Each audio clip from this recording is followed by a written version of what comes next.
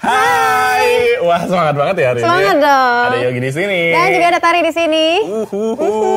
Ketemu lagi bareng Yogi Tari. Kok ketemu lagi sih? Ini kan baru pertama kali. Ya udah, selamat mendengarkan bersama Yogi Tari. Kita mau ngomongin apa sih, Tari? Kita mau ngobrolin tentang banjir. Banjir ya? Banjir, basah. Basah ya? Basah apa nih? Basah dari atas kepala sampai ujung kaki. Nah, kakinya suka basah ya? Pokoknya belum celana, Yogi. Iya, kebanjiran. Tapi 2024 masih ada banjir? Masih tahu? Ih.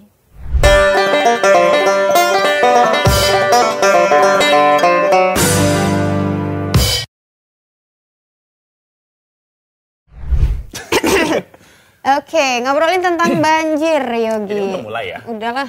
Oke. Banjir ya, kita mau ngobrolin tentang banjir. Waduh, banjir. Kayaknya nggak ada habisnya kalau diomongin soal banjir ya? Nggak ada habisnya. Dari aku kecil sampai aku sekarang, masih kecil juga sih. Dari tahun 90-an sampai sekarang udah 2024 ya, Yogi. Okay. Banjir itu masih menjadi problematika kita dalam kehidupan bermasyarakat. Iya. Tapi pengalaman banjir terparahnya kamu kapan sih? Dulu tuh aku pernah banjir sampai menjadi kolam renang. Wow. Benar-benar aku ikutan berenang. Seriusan? Jadi duyung gak sih? kena air gitu.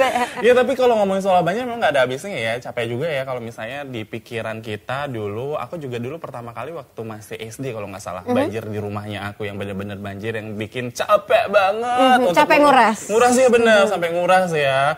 Untungnya nguras energi juga sih ya. Nyuci baju juga sekalian. Enggak, tenang, aman.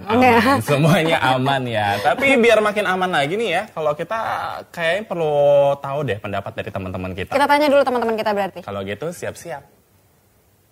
Lingkungan yang bersih dan nyaman, masih banyak pepohonan, terus udara yang sejuk, dan tetangga yang ramah. Lingkungan bersih dan juga nyaman.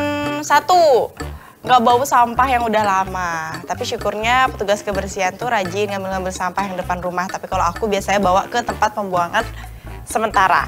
Bersih dan nyaman itu pastinya sih ya tanaman-tanaman dirawat ya. Nggak ada daun-daun kering bergelimpangan gitu. Terus sampah makanan, biasanya bungkus-bungkus makanan dibuang di tempatnya. Itu yang pasti. Kalau lingkungan yang bersih dan nyaman sih menurut saya itu yang masyarakatnya tidak buang sampah sembarangan. Dan juga kalau ada sampah mungkin kita bisa saling care, mungut sendiri. Kalau banjir di sekitar rumah sih enggak, tapi di jalan raya utamanya iya. Tapi kalau misalnya itu pun kalau debit airnya tinggi ya, maksudnya hujannya lama lah, terus juga hujannya deras, yang kayak gitu aja. Di daerah aku kebetulan enggak ya. Kalau yang di Nangka, kalau di Kaliasem sering pakai banget. Dan pasar nggak banjir, nggak mungkin. Pastilah kena banjir.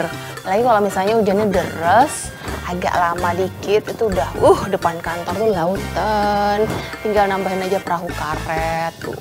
Bisa tuh kayaknya jadi wahana. Di rumah saya banyak jurangnya, jadi airnya ke sana. Tapi kalau di Denpasar, itu saya lumayan sering mengalami banjir.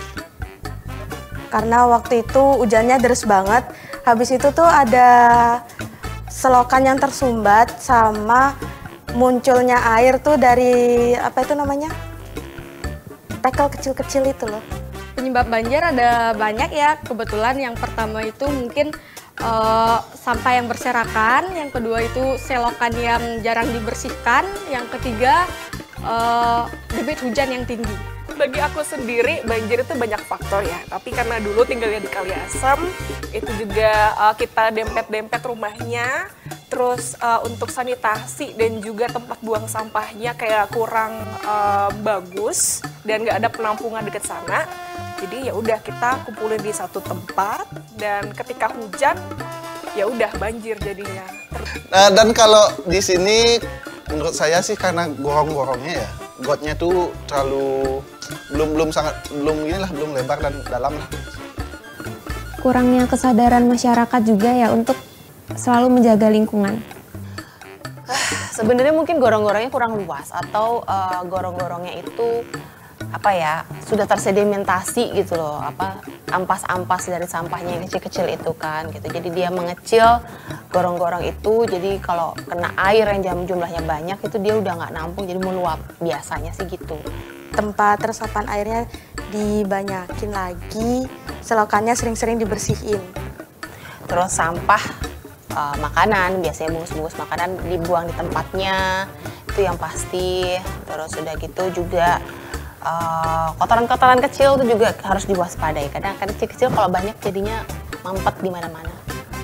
Menyebabkan banjir itu juga bisa disebabkan oleh ulah manusia yang terkadang jarang buang sampah tidak pada tempatnya. Ini kali ya, saluran got sama yang nggak punya irigasi itu kan mempengaruhi air itu keluar. Jadi itu yang bikin banjir.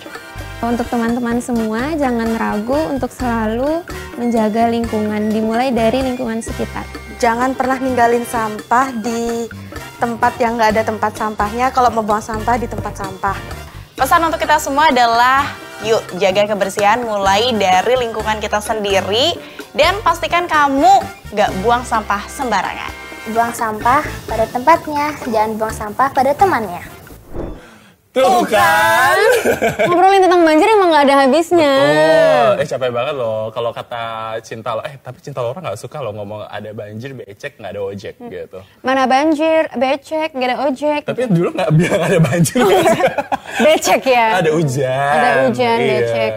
Tapi sebenarnya hujan itu adalah sesuatu hal anugerah ya. Tapi kalau ketika jadi ada banjir, jadinya yang salah siapa dong?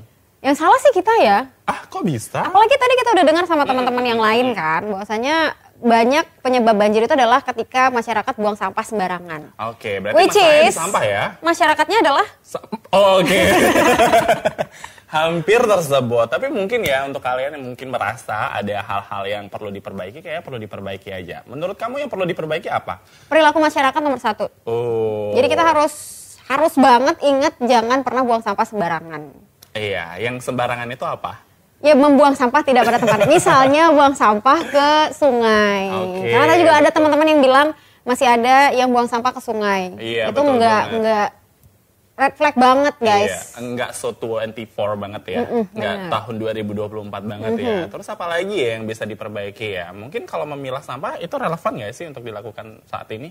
Memilah sampah. Tetap buangnya harus pada tempatnya kan? Iya bener juga sih ya. Mungkin kita harus memperhatikan juga nih antara sampah organik dan juga anorganik. Jadi kayak bener-bener diterapkan dengan baik ya. Ih serius sekali lo ngomongnya.